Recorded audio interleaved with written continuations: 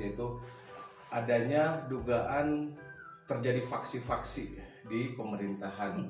Nah, mungkin ini Pak Budi yang harus menjawab Pak Mulia ya, karena apakah benar seperti itu atau itu hanya dugaan-dugaan saja. Nah, silakan Pak Budi. Ya, dugaan tentang faksi-faksi ini memang ya kalau menurut saya wajar kalau sampai muncul seperti itu.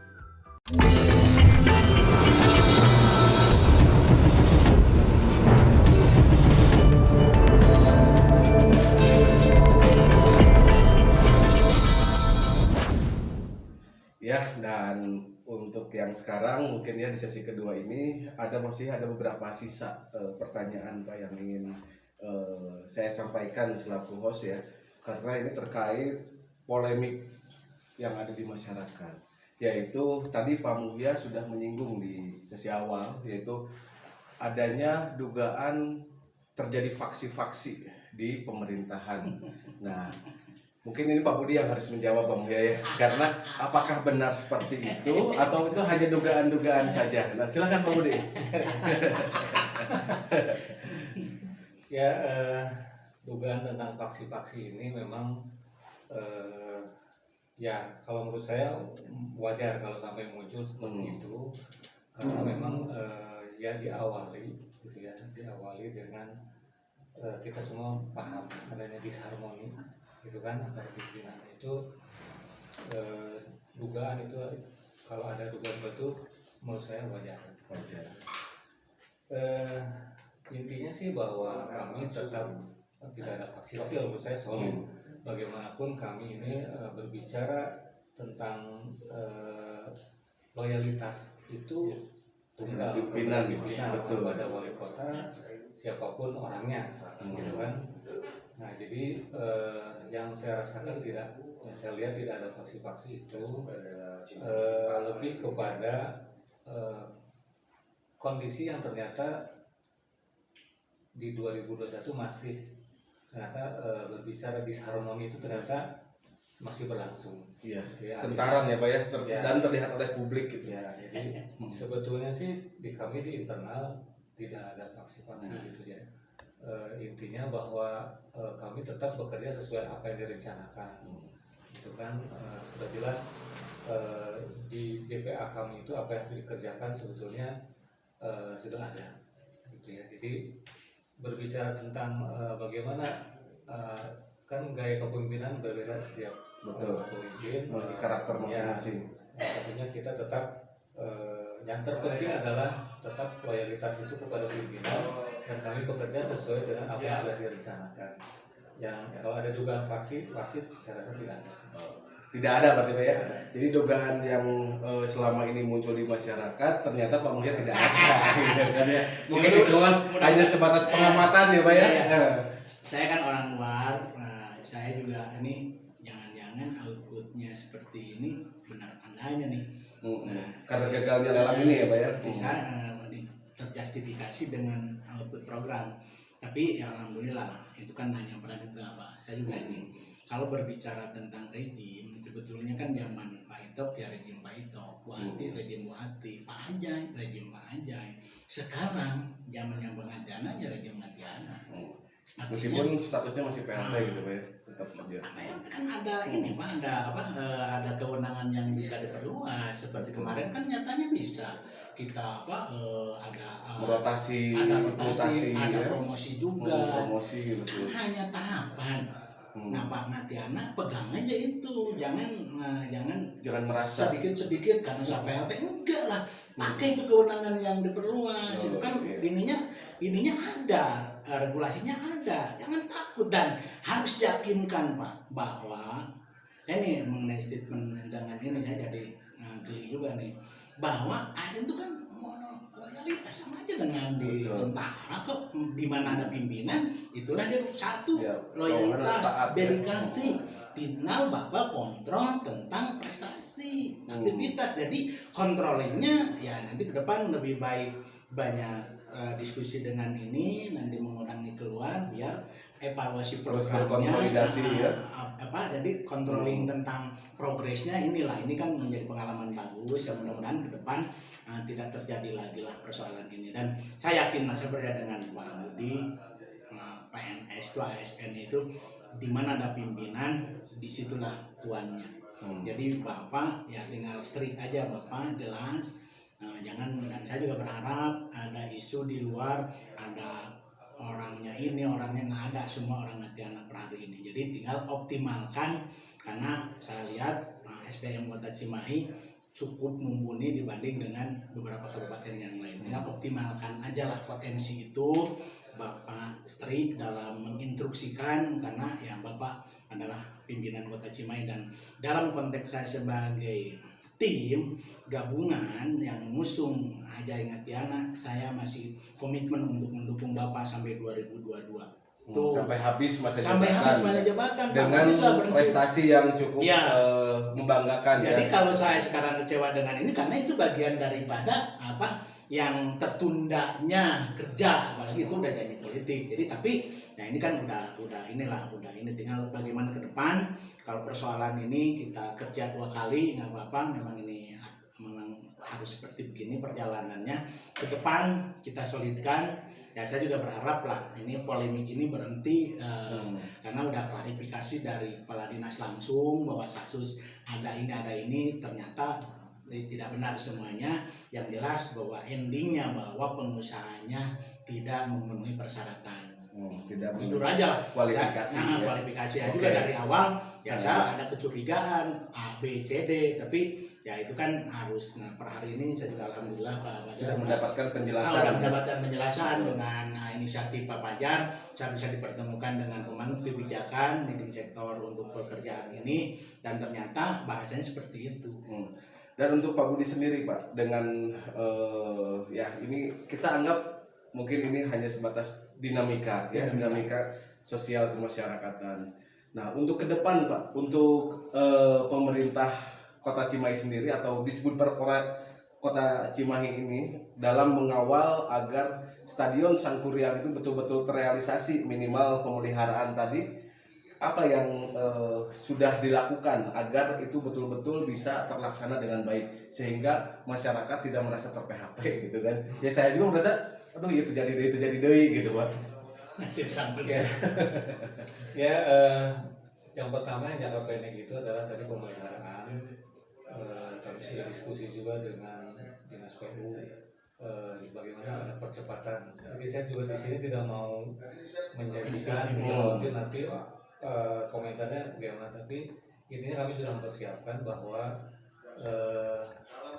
di awal tahun ini sudah kan, kalau nilainya 7 miliar itu pasti harus ada konsultan pengawasnya. Nah, terus ada perencanaannya juga dari perencanaan pemeliharaan itu. Itu yang akan langkah pertama itu adalah akan menunjuk konsultan untuk membuat DED pemeliharaan. Itu baru setelah itu tender untuk pengawas itu kita ingin dipercepat. Di Maret itu 2022 sudah tender untuk konstruksi pemeliharaan itu dengan Maret, April, Mei, karena ya kita ingin ketika Stadion Sangkuriang ini gagal dibangun, direvitalisasi, minimalnya masih bisa digunakan, tapi tidak seperti kondisi sekarang. Itu arahan Pak PLT itu fokuskan di lapangan. Jadi lapangan itu nanti akan dibuatkan drainase gitu kan, dan terus yang benteng-benteng juga yang sudah rubuh. Kalau ngobrol dengan Dinas PU bahwa kalau dirubuhkan semua itu kurang biayanya, gitu kan 7 miliar nggak mungkin. Taman Sulam ya. Terus kalaupun bentengnya diperbaiki yang hancur saja, khawatir yang benteng sekarang berdiri juga sudah ini fondasinya seperti apa juga khawatir itu. Jadi kemungkinan itu dibongkar semua benteng, dibuat pagar. Kalau obrolan diskusi dengan PU, karena juga kan kita harus menjaga ini pemeliharaan jangan sampai tahun depan dibangun anggaran ini kan mubazir juga. Nah jadi teknisnya bagaimana pemeliharaan ini pada saat nanti dibangun ini tidak dibongkar, dilanjutkan gitu. Jadi fokusnya itu kemungkinan 80% untuk lapangan, memperbaiki lapangan supaya bisa dipakai untuk latihan, masyarakat ya. untuk latihan ya, untuk latihan klub dan untuk SSB jogging tracknya Pak ya. 40%-nya mungkin di apa namanya tribun kehormatan gitu ya, kita perbaiki, ada pengecetan, terus juga toilet, ruang ganti juga itu bisa diperbaiki di situ. Itu targetnya seperti itu, dan arahan Pak PLT harus bisa selesai sebelum Oktober supaya bisa digunakan oleh masyarakat. Itu apa namanya langkah kami. Kemudian kami ini sekarang lagi menyusun Rensa 2023-2026, karena sudah kita maklumi bahwa 2023-2024 itu kosong wali kota. Sedangkan biasanya kan harus membuat RPJMD 5 tahun ke depan. Nah ini kita Pemkot mau membuat RPJMD transisi namanya, masing-masing dinas itu membuat Renstra. Nah di Renstra 2023-2026 itu kami di Disbudpar itu fokuskan kepada perencanaan, karena segala sesuatu harus ada perencanaan. Betul, perencanaan. Kalau ada membangun ini tapi di perencanaan tidak ada, tidak akan pernah ada. Nah jadi kami fokuskan di dinas kami itu, baik itu untuk urusan kebudayaan, pemuda dan olahraga, itu kami fokuskan di perencanaan itu di sarana prasarana. Karena kita kan banyak masih belum kurang lagi tidak ada gitu. Tadi untuk pemuda kami merencanakan untuk gedung pemuda, itu kan bisa di dalamnya ada sekretariat KMPI gitu. Terus untuk kebudayaan kita merencanakan untuk gedung kesenian. Di olahraga itu begitu, sarana prasarana kita kami fokuskan di perencanaan itu, karena kuncinya di perencanaan. Nah itu jadi di Renstra transisi itu kami lebih fokuskan untuk penyediaan sarana prasarana. Memang tugas pemerintah lah menyediakan sarana prasarana fasilitas untuk masyarakat. Itu yang memang yang kami amati, kita kurang cimanya di situ, kurang fasilitas ya, ruang publik untuk masyarakat kan gitu. Nah termasuk barangkali Gor Sangguren juga kan ya, kalau dengan tidak jadi Gor Sangguren tidak jadi di ruang. Nah jadi kalau bicara sarpras juga kita ada beberapa aset Pemkot yang sudah dialihkan ke dinas, seperti Gor Pada Suka itu tadinya dikelola oleh kelurahan, dan kelurahan Pada Suka sudah dialihkan ke dinas. Ya, kami juga berharap Lapang Poral, Cibaligo itu bisa pengelolaannya di dinas supaya bisa jadi sarana olahraga. Itu mungkin langkah-langkah yang kami coba lakukan. Selain juga di Lapang Cibodas pengganti Lapang Krida, gitu kan. Kalau bicara 21 program prioritas wali kota itu adalah optimalisasi sarana prasarana olahraga. Boleh dikatakan Sangkuriang gagal, tapi ada itu di Cibodas yang harus kita masih ada yang lain yang harus kita jalankan. Kita lakukan dengan waktu tinggal 1 tahun ini ya. Ya, dengan adanya pernyataan dari Pak Wali Kota ini, apakah pihak dinas merasa terpojokan atau tidak, Pak? Nah, ini kan harus di-clearkan juga. Jangan sampai setelah ini, Pak, akhirnya dinas-dinas malas juga nih, malah jadi memperlihatkan gitu bahwa ini tidak sinergi. Nah, jadi saya harus tanya nih ke Pak Budi ya, apakah dengan pernyataan Pak PLT Wali Kota seperti yang kemarin menjadikan sakit hati atau tidak dengan dinas-dinas yang ada? Ya tidak tentunya. Ya, tidak ya Pak ya. Kita sangat maklumi, beliau juga menginginkan, menghendaki bahwa apa yang sudah direncanakan di tahun ini bisa terwujud. Betul. Kami juga sangat memahami bahwa ketika Sangkuriang gagal ini tentu semuanya kecewa, gitu ya. Dan itu menurut saya suatu hal yang wajar ketika ini gagal. Beliau menyampaikan begitu, dan memang tidak salah. Memang beliau dari awal sudah menyatakan, dari awal itu memang betul. Gitu ya, tapi kan harus kita pahami juga bahwa ini ada proses yang memang harus kami lalui. Gitu kan, nah, itu cukup panjang dan tidak mudah. Intinya ya kalau kami wajar beliau seperti itu, karena berharap apa yang sudah direncanakan itu bisa terrealisasi. Apalagi itu adalah menjadi visi ya, misi salah satu janji kampanye atau janji politiknya. Nah, betul.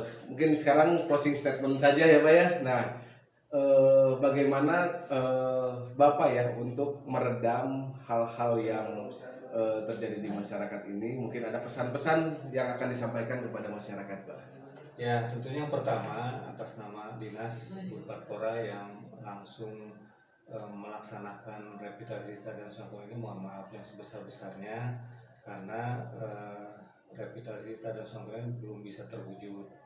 Tetapi yang perlu saya tekankan di sini bahwa tidak ada terkait dengan isu-isu yang berseliweran gitu, tidak ada upaya menggagalkan, tidak ada. Itu lebih kepada berbicara teknis di sini. Tadi sudah saya sampaikan kepada calon penyedia atau peserta yang tidak memenuhi syarat itu, yang jadi jangan ada lagi praduga-praduga gitu ya, tidak ada seperti itu, tidak ada politisnya, tidak ada intervensi dari itu, tidak ada tekanan, tidak ada gitu ya. Jadi lebih kepada berbicara teknis. Tapi ya kami akui bahwa memang kalau bicara waktu memang kami inginnya dipercepat gitu, tapi kondisinya lah tadi saya sampaikan bahwa kami itu ada proses, ada mekanisme macam yang memang cukup panjang. Selain aturan-aturan juga ada yang baru gitu ya, aturan-aturan yang harus disesuaikan. Itulah yang membuat menjadi terkesan menjadi terlambat. Tapi intinya bahwa sebetulnya kami sudah berupaya, sudah optimal, tapi ya kalau memang ini yang terbaik gitu kan, ya sesuai dengan arahan Pak PRT kepada saya, bahwa kalau ini yang terbaik ya sudah gitu kan. Mudah-mudahan memang Allah menghendaki yang lain. Ada yang terbaik, ada rencana lain yang lebih baik, yang lebih baik, yang lebih aman dan lebih ya intinya maslahat lah ya. Itu yang mungkin ingin saya pesankan. Dan yang terpenting satu lagi, bahwa berbicara anggaran 110 itu belum kami terima. Jadi dipakai untuk apa ya tidak, itu masih ada di provinsi anggaran, tidak kami, karena sistemnya waktu itu rembes. Kalau sudah sesuai progres pembangunannya sampai seberapa persen, itulah yang dicairkan. Kalau sekarang tidak ada, tidak digunakan. Iya, tudingan atau dugaan-dugaan masyarakat yang selama ini beredar itu berarti tidak benar ya, karena sudah dijelaskan Pak Mugia ya, semuanya sudah clear dan memang mudah-mudahan bisa menjadi peredam. Dan juga saya ingin dengar nih harapan masyarakat yang diwakili oleh Pak Mugia. Oke, terima kasih. Cukup jelas tadi yang disampaikan oleh Kepala Dinas. Jadi akhirnya masyarakat sudah memaklumi. Tapi saya berharap ke depan lebih cermat lagi. Jadi tata kelolanya lebih profesional, lebih gesit lagi, dan mudah-mudahan Stadion Sangkuriang ini bisa terrealisasi walaupun tidak di tahun ini. Karena apapun yang direncanakan oleh pemerintah itulah yang terbaik sesuai dengan kemampuannya. Ya ini saya juga terima kasih Pak Budi sudah mengklarifikasi, karena saya sebagai masyarakat juga ada pemikiran-pemikiran negatif. Saya juga menyimak dari pemberitaan juga sama seperti itu. Tapi per hari ini terima kasih Kang Bajar sudah diklarifikasi bahwa apa yang disangkakan oleh masyarakat ternyata kenyataannya tidak ada, uang masih utuh, perencanaan masih berjalan, dan tanda petik tadi saya juga menggelitik. Jadi saya berharap pemerintahan Kota Cimahi lebih sinergis lagi, lebih solid lagi, lebih produktif lagi. Tidak ada bahasa ini orangnya ini, semua orangnya pengatiana lah per hari ini. Jadi kita support pemerintahan kota atas nama masyarakat, mensupport, mudah-mudahan yang lain juga sama mensupport, karena kalau tidak terjadi sinergitas antara eksekutif, legislatif, dan masyarakat, saya pikir Cimahi yang kota kecil Cambernik ini akan tetap progresnya terganggu, dan ini menjadi pembelajaran mahal. Next kita tidak mengulangi seperti ini, tidak hanya di Sangkuriang, Stadion Sangkuriang, tapi di pekerjaan. Saya yakin dan percaya terhadap aparatur potensi yang ada di aparatur pemerintahan Kota Cimahi, tinggal memaksimalkan aja. Full kasih kepercayaan, kontrol, jeung ulah cara rentil. Cara rentil. Suasana tidak memungkinkan untuk bercentil-centilan. Mohon maaf, saya juga ke masyarakat Cimahi, atas nama masyarakat juga mohon maaf kalau ada praduga-praduga yang salah terhadap pemerintah, khususnya ini kepada Kepala Dinas dan jajaran. Ya saya mohon maaf juga Pak, karena ternyata kenyataannya setelah disampaikan seperti ini, dan sudah berharap saya juga polemik tentang Stadion Sangkuriang di stop, dan kita lagi berpikir tentang perkembangan Cimahi kemajuan, progres lagi, karena masih silakan. Cimahi 3 kecamatan. Kalau saya mungkin Bang Dik paham dari dulu bahwa saya memimpikan Cimahi itu dari aturan aja berkurang Pak. Jadi saya ingin ada pergeseran batas wilayah, tanda petik perluasan. Itu agenda ke depan ya Pak ya. Saya masih mimpi Pak. Sama selain Stadion Sangkuriang direvitalisasi, juga saya ingin ada penambahan luas wilayah. Karena ya mudah-mudahan ke depan Cimahi itu kan coba secara geoekonomi kan orang-orang sekitar yang masuk ke tetangga kita kan ke sini, ke Cimahi. Termasuk kalau lihat coba rumah sakit Cibabat gitu kan, belanja pasar atas ini. Ini sebetulnya kalau kita berpikir tentang NKRI-nya, tentang bagaimana akselerasi pembangunan, kenapa tidak gitu kan.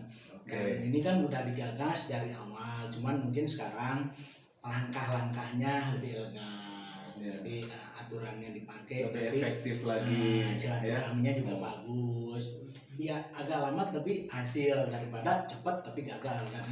Ini kan pengalaman pahit tuh ya, kita harus menjadi introspeksi dan evaluasi. Saya lebih baik daripada diskusi Stadion Sangkuriang yang tidak habis-habisnya, lebih baik bagaimana kita berpikir tentang UMKM, tentang perluasan wilayah, kita solidkan, kita dukung pemerintahan kita ya, untuk sampai 2022 dan kita bangun Cimahi lebih kondusif lagi. Terima kasih Pak. Ya, itulah Mitra Sinergi ya, tentang gagalnya revitalisasi pembangunan Stadion Sangkuriang yang menuai polemik di masyarakat. Tapi dengan adanya klarifikasi dari Pak Budi selaku stakeholder ya, selaku pihak pemerintahan, dan bisa dikatakan disinkronisasi juga dengan pendapat-pendapat dari tokoh masyarakat Kota Cimahi, akhirnya menjadi terbuka permasalahan-permasalahan yang ada, dan ke depan Cimahi itu harus lebih baik lagi,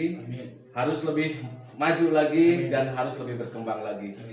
Mungkin itu saja jumpa kita saat ini. Semoga ke depan kita semua bisa bersama-sama ya dengan pemerintah bersinergi untuk membangun Kota Cimahi. Salam sinergi. Salam sinergi.